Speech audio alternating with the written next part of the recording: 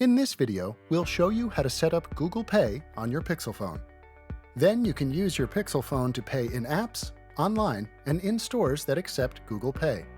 If you don't already have the Google Pay app, download the app in the Google Play Store.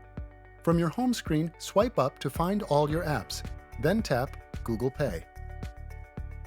To add a card, tap Payment, then tap Payment Method, then tap Credit or Debit Card. You can take a photo of the card or enter details manually.